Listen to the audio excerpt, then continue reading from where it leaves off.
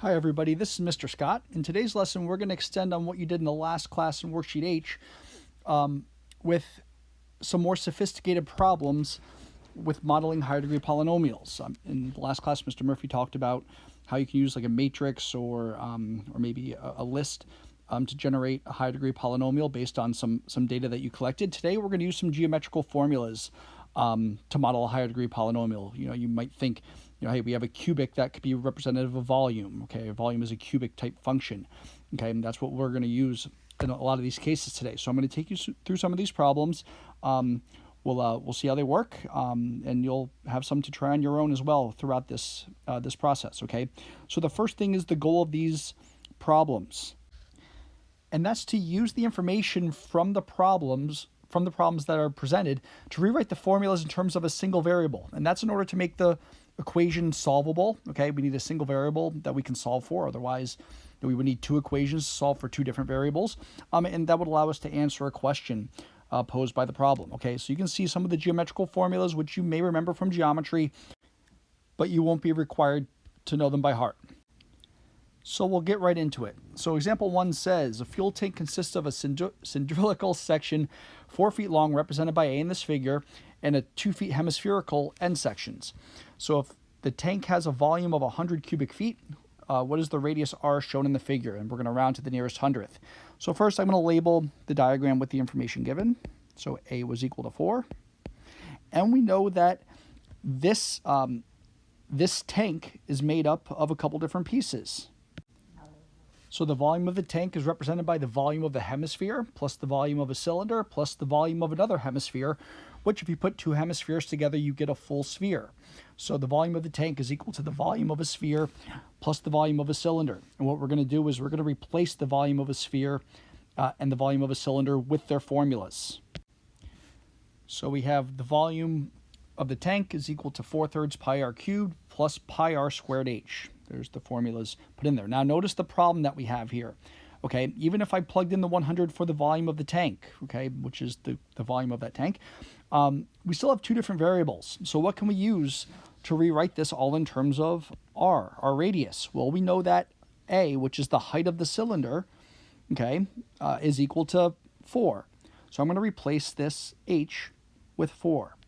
So we have the volume of the tank is equal to 4/3 pi r cubed plus 4 pi r squared. Okay, so now we have this equation all in terms of r, which allows us to solve for that radius. Okay, from here we can go ahead and set up our equation. We know the volume of the tank is 100. That was given up in the body of the problem up above. So 100 equals our equation.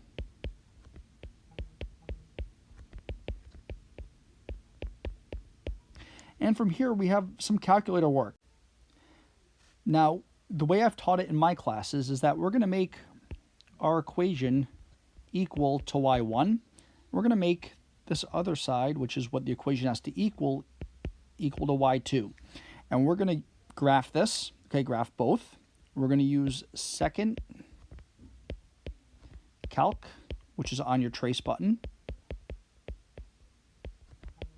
and intersect.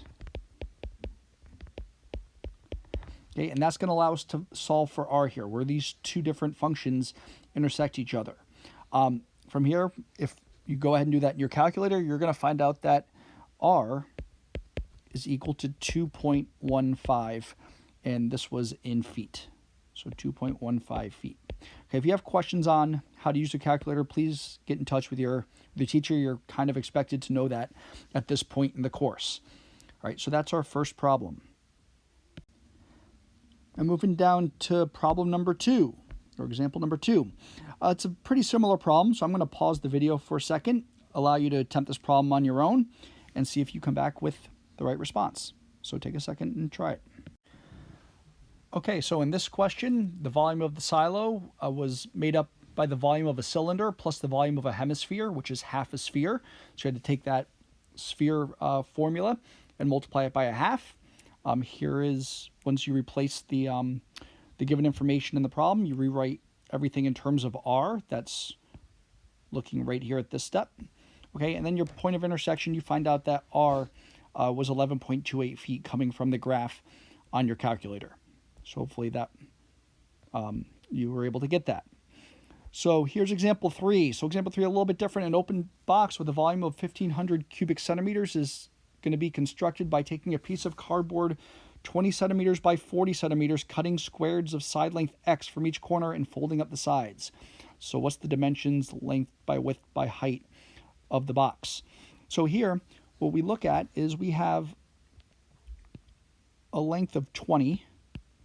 Okay, we have a width, or it doesn't really matter what you call the length and the width, of 40. And we have this height of x. Okay, and if you take each one of those corners and you fold them up, you get this box that's over here on the right side. So what we want to do is we want to rewrite this volume all in terms of x, okay, the height of the box. So if we look, we have 40 minus 2x. Notice you have an x that you're taking away over here and an x that you're taking away over here. So the leftover dimension is 40 minus 2x. And similarly, the width of the box would be 20 minus 2x. Okay, because again, you're taking away two different corners of the box. So the volume of the box is length times width times height. Obviously, we have three different variables there. We want to rewrite it in terms of one variable. So the volume of our box, we can rewrite all in terms of x. So the height, I'm going to say, is x times 20 minus 2x times 40 minus 2x. Now, one thing we might want to consider here, since we have restrictions on the dimensions of the box, it was only, the piece of cardboard was only 20 centimeters by 40 centimeters, is the domain of this function. Like, what values of x will make sense for our solutions? Well, if you remember, we can't have a negative dimension. Negative dimension wouldn't create any kind of box at all. Okay, we also can't have a dimension of 0. So for our domain, we know each one of these factors has to be strictly greater than 0. So we know x has to be greater than 0. We know 20 minus 2x has to be greater than 0. And we know that 40 minus 2x has to be greater than 0. So if we solve each one of these, the first one's already solved for, so we know we have to be bigger than 0 already. We know this one, x is going to have to be less than 10. And this one, if you solve it out, x would have to be less than 20. Well, if you look where all three of these solution sets overlap, is going to be between 0 and 10. Okay, we won't be able to have anything bigger than 10, because if I plug in something bigger than 10, it's going to make this middle piece negative, which is not valid. So our domain will be all values of x that are between 0 and 10. Okay, not including 0 and not including 10. Otherwise, we wouldn't have a box. And that's something that's important to consider when solving this, okay, because we want to find as many solutions as we can within this domain. So going back to our calculator work, we're going to set the volume of our box equal to what was given in the problem, which was 1,500. That equals our x times 20 minus 2x times 40 minus 2x. Okay, our function in terms of x is going to be our y1. Our 1,500 is y2. So you go ahead and use your calculator. So I'll give you a second to do that. And what you should have found was you have two solutions within your domain. We had x could be equal to 3.49. That was one intersection between 0 and 10. And the other one was 5. So we have two possible solutions for this problem, which is something you always need to consider with these problems when you have these types of restrictions. So now we have to go back and answer the question. So we plug each one of these back into our length and our width. Okay, so for box 1, we would get a height. That's when the height was 3.49. If I plug 3.49 back into our width, which was 20 minus 2x, we get a width of, it was a 13.02 centimeters. I'm going to label, always label with application problems. And the length was 33.02 centimeters. That was box 1. So for box 2, we had a height of 5. We had a width If I plug 5 back up here into our width, we get 20 minus 10, which is 10 centimeters. And our length was 40 minus 10, so 30 centimeters. So we have two possible solutions that meet our criteria there. Okay, so pay attention to your domain when you have restrictions on what the dimensions can be. Okay, if we were to graph that, what's in your domain would be a solid line or a solid curve. What's outside your domain would be a dashed curve, okay, or a dashed line. So moving on to example 4. This one's getting a little bit trickier, just kind of ramping up the sophistication here. This has a rocket, consists of a right circular cylinder of a height of 20 feet surrounded by a cone whose height and diameter are equal. Okay, so the height and diameter are equal, and whose radius is the same as that of the cylindrical section. I have a problem saying that word. So what should the radius be if the total volume is 500 pi over 3 cubic feet? So I'm going to take some of this information and label up this diagram. So let's see what we have. We have a cylinder with a height of 20 feet that was given in the problem. So the height here is 20 feet. We have a cone that has a diameter and a height. Okay, so from here, we're told the rocket, or so the volume of the rocket, is made up of the volume of the cone plus the volume of the cylinder. So the volume, by replacing the formulas, is 1/3 pi r squared h plus pi r squared h. Now we have to make some substitutions to get this formula just in terms of r. So what can we use? Well, we know the height of the cylinder is already 20 feet. So I'm going to replace this second part with 20. So I'm going to put the 20 in front here. So that was for this second h. That was the volume of the cylinder. Now the volume of the cone, we were given this information that the height and diameter are equal. Well, how can I get that height just in terms of r? We know a diameter is equal to twice the radius. So if the height is equal to the diameter, then the height is equal to 2 times r. And that's what we can replace in the second formula, or in the first part of the formula, excuse me. So I have 1/3 pi r squared times 2r. And I'm going to simplify this just a little bit. So here I'm going to write the volume in terms of r. The V of r is equal to 2/3 pi r cubed plus 20 pi r squared. And now we're set to answer the question or solve the equation. So we want the total volume to be 500 pi over 3. And that's equal to our equation.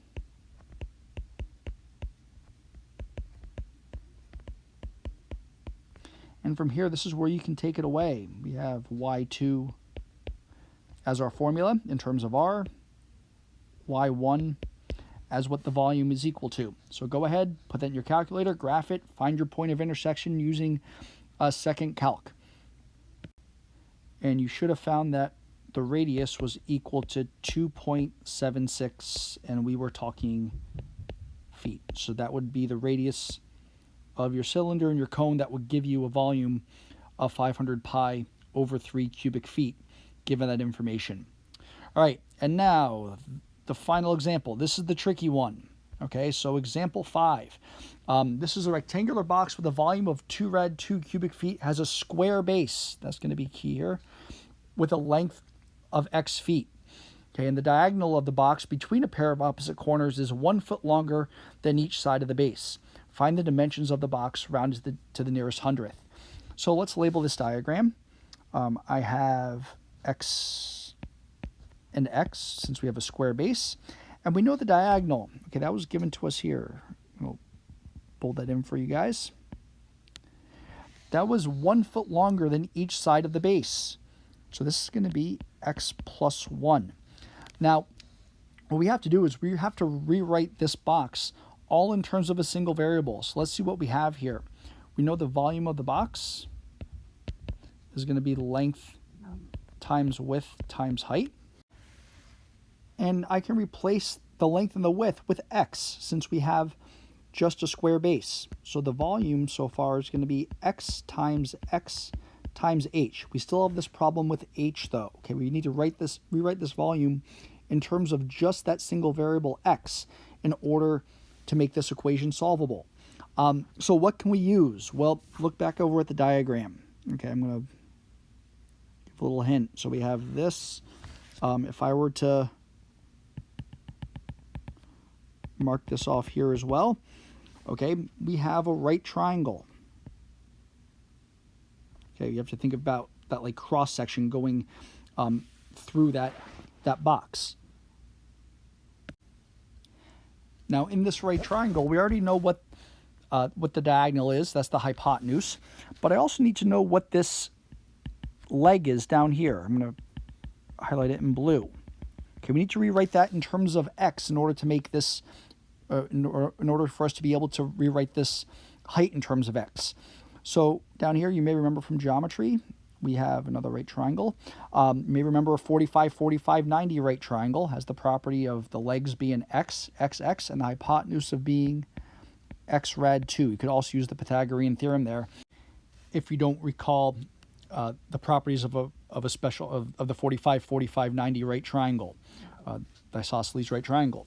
Now, getting back to h, okay, now we can use, again, the Pythagorean theorem to be able to rewrite h in terms of x. So let's set up the Pythagorean theorem here. Okay, I know I have h squared plus x rad 2 squared equals x plus 1 squared. And from here, we're going to simplify. H squared equals x rad 2 squared is going to be, so I'm going to erase this equal sign. X rad 2 squared is going to be 2x squared. And this side over here is going to be x squared plus 2x plus 1 once we multiply that out. Okay, now to solve for h, we know h squared is going to be negative x squared plus 2x plus 1 once we bring that 2x squared to the other side. And h now we can rewrite just in terms of x as taking the square root of this.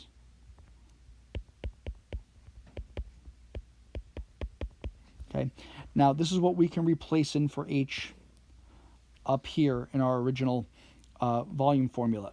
So now the volume, just in terms of x, the v of x is equal to x times our height of rad negative x squared plus 2x plus 1, which you can rewrite as x squared rad negative x squared plus 2x plus 1. And again, this will go into your calculator. And we're going to let the calculator do all the dirty work in multiplying that out and graphing and all that.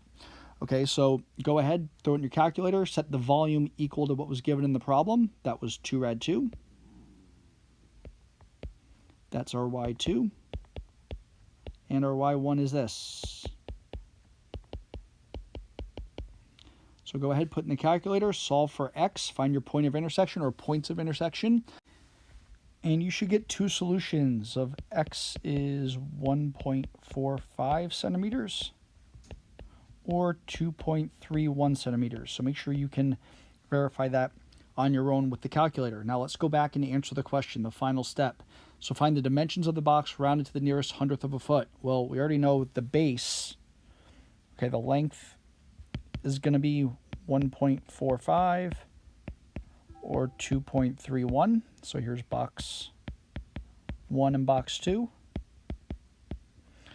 Our width is also 1.45 or 2.31. I gotta label centimeters, gotta have good form.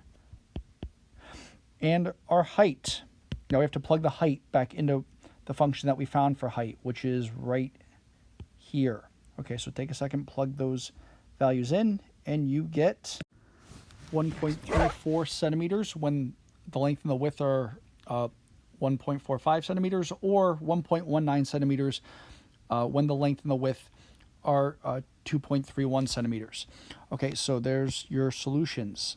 So listen, today, remember the key goal is to use the formulas to rewrite in terms of a single variable. And once you have the single variable, you can jump to the calculator to answer the questions. But remember, consider the domain where necessary when you have restrictions on what the dimensions can be. Okay, and look for the other instructions that your teacher has for you today, whether it's the exit ticket or otherwise. Okay, so hope this helps, and good luck.